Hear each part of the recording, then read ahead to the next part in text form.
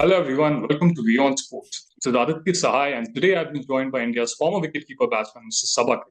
So thank you so much for joining with us. Cheers, Aditya. Coming to the men's team, we reached the World Test Championship final. I mean, became the first team to reach the Test Championship final for the second time in a row. So I think in the Indian cricket team, especially the Test team, we have seen a consistent rise over the years, and a lot of credit goes to Virat Kohli and Ravi Shastri era as well. Apart from the current leaders. But what do you make of the Test side, and how ready are they for the World Test Championship final? I think we did qualify for the World Test Championship final couple of years ago. I think the notion and the intention should be to win the World Test Championship final, and I do feel that we have covered a lot of bases. But having said that, it all boils down to our preparation for the World Test Championship final. Unfortunately, with the IPL, we'll get very little time to prepare for the Test match final. But I believe the kind of team management we have, which includes Rahul Dravid and Rohit Sharma, and it is not the first time that the Indian side is playing in England. The Indian team has had enough experience. Most of the players have had experience of playing in England, so I do expect our team to fare much better and win the championship final. They'll be up against a very strong Australian side who have, in my opinion, more experience of playing in those conditions. They do have a very potent bowling attack, especially with some of their other bowlers who are not fit for the Indian tour, namely Josh Hazlewood. If he's fit, Pat Cummins come in, Mitchell Starc looks in prime form. I think these three-prong pace bowling attack will be quite handful for Indian batters. Eventually, I think it all depends on India's batting strength, Aditya. If India can score about 350, 400 in the first inning or whenever they bat, that India can pose a very stiff challenge to Australia. We spoke about the batting department. I would like to point out about KL Rahul. A lot has been said about KL Rahul. I don't want to get into the criticism part of it, but like Venkatesh Prasad also was vocal about his criticism on KL Rahul. Do you think he has it has been a peculiar case for KL Rahul? I mean, he has been part of the international circuit since late 2014. He has had a lot of success in IPL. He's a superstar. Also for Indian cricket team, in every format he has 100. But somewhere we feel sometimes that he has arrived, but then he has still not arrived. Is it a peculiar case you feel for him? It is. It is quite strange because one has to admit, technically, he's a very strong individual. Temperament-wise, also, is very solid. But unfortunately, the kind of consistency one expects from KL Rahul, that is missing. And no wonder he faces so much of criticism. And I feel even the team management, they have kind of created a very secure environment for him to perform and to flourish. But unfortunately, the kind of performances one expects from KL Rahul, that's not been really upfront that way. And that is why he finds himself under so much of pressure all the time. There is a stage in an international cricketer's career where you need to introspect and see where you're heading. And I'm sure KL Rahul, with the kind of experience he has, if he can work out some more of his um, stroke making or his technique at that level, then I'm sure he can come good. He is getting a lot of support from the team management, including the selectors. But in the end, it all boils down to your performance. You spoke about Rishabh Pant. There has been some injury concerns for Team India in the recent past. Rishabh Pant is recovering from a horrific car accident. Jasprit Bumrah also is out of action. Now we are hearing Shreyas Iyer might also be out of action for at least around 5 months. It's not sure, but then there have been some injury concerns. In this aspect, do you feel what? How do you feel can be the ideal 11 for India for the World Test Championship final? Because last time there were some fingers pointed out that probably we did not go with the right team combination for the World Test Championship final versus New Zealand. And India is fortunate that way that we have immense bench strength, which has been given a lot of chances at the international level. And it all depends on the selectors and the team management what kind of backup they're looking at for Bumrah, or for Rishabh Pant, or if some or for Shreyas Iyer also. So there are a number of contenders. Surya Kumar Yadav, they're trying him out now, and I'm sure that he will get many more chances in one-day cricket. You do have Sanju Samson, you have Sarfaraz Khan, you have Rajat Patidar. All these are middle order backup players for Shreyas Iyer if he's not available for World Cup. In terms of Rishabh Pant, in terms of wicketkeeper, if Rishabh Pant is not there, then you have Ishan Kishan, KL Rahul is donning the gloves now. So there are a number of backup players for India. So I think eventually it is up to the selectors and the team management to have a pool of about 17 to 18 players whom they can trust and they can be given enough opportunity so that they're fit for the upcoming World Cup. Do you feel KS Bharat is the right option right now, heading to the World Test Championship final? Because his batting was well. He showed some glimpses of his talent in the Border Trophy. Even his keeping was good, but probably he had made some mistakes towards the end of the series. You being also a keeper, there was a point made by Dinesh Karthik during the commentary that there were some technical changes that he needs to make.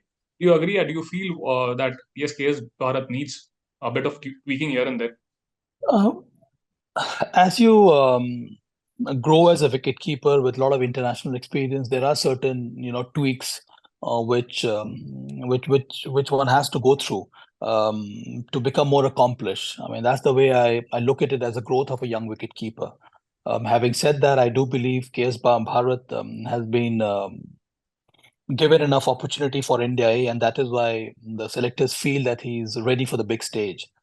And now because one has KS Bharat has been given opportunity to play for India in the home series, I feel there should be continuity. And I reckon that that's the way the Indian team management looks at grooming youngsters who come through the system. And KS Bharat is one such wicketkeeper batter who has come through the system from domestic cricket to India A, and he's been readied for international cricket. So if one has invested so much in grooming a young wicketkeeper, then I think it makes sense to give him more opportunities for him to settle down.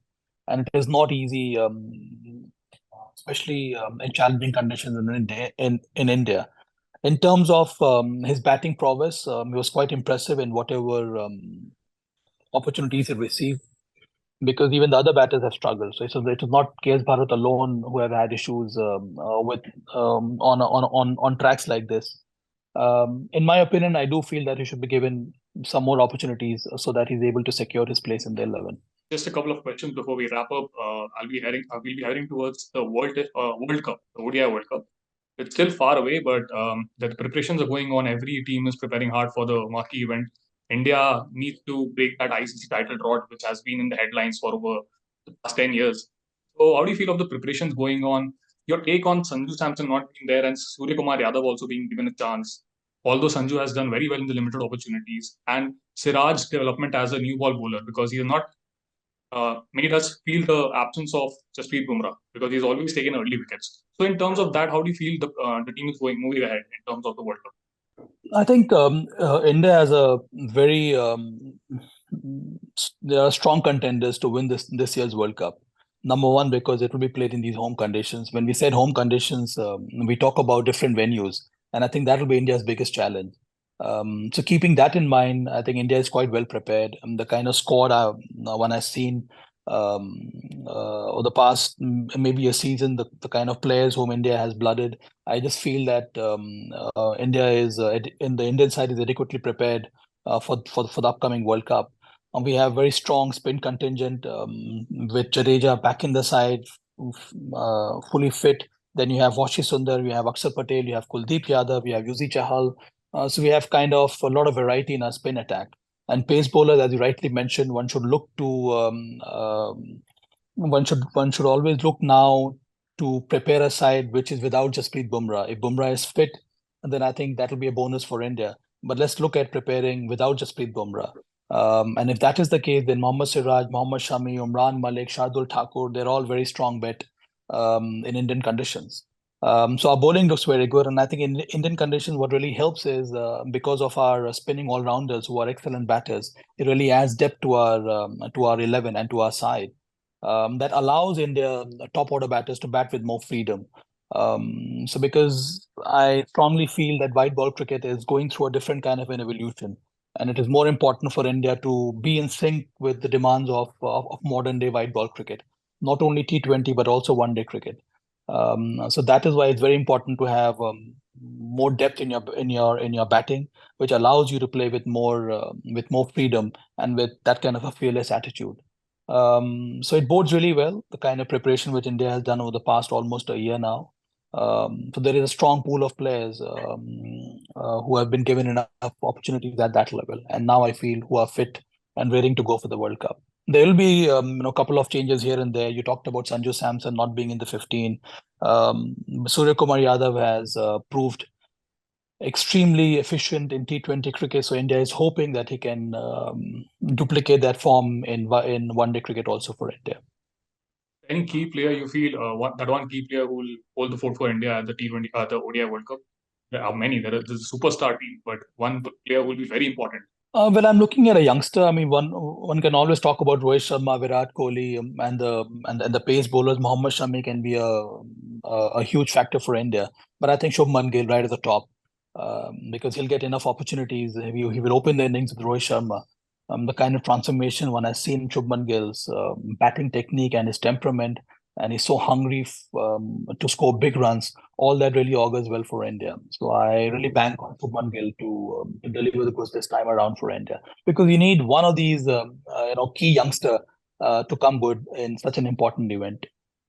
So just lastly, before we sign off, I'd like to know your view about Rahul Dravid and Rohit Sharma, their partnership ever since they have taken over from Ravi Shastri and Virat Kohli. I mean, keeping all the criticism aside that there was a Asia Cup debacle, the T20 World Cup also didn't go as per plan. We reached the semi-finals, but then we were thrashed by England. Now we have reached the World Test Championship final, and the squad is looking very strong for the 50-over World Cup. But apart from this, how do you feel they have managed to create a secure environment for the young players and especially the out of form players or the players who have come into the team after long injury layoff? So, how do you feel of the environment and the progress that they have made as a pair? I think it's very healthy, and one can see that this combination is not looking for short-term gains. They have a larger picture in mind. They want to pick. They want to paint a canvas that holds true in important event like the World Cup or for the World Test Championship final. And I think that is the kind of vision they have. Both these players together, both these leaders for the Indian side together. That is why one can see a huge difference in India's approach in one-day cricket, the kind of combination we see in test matches.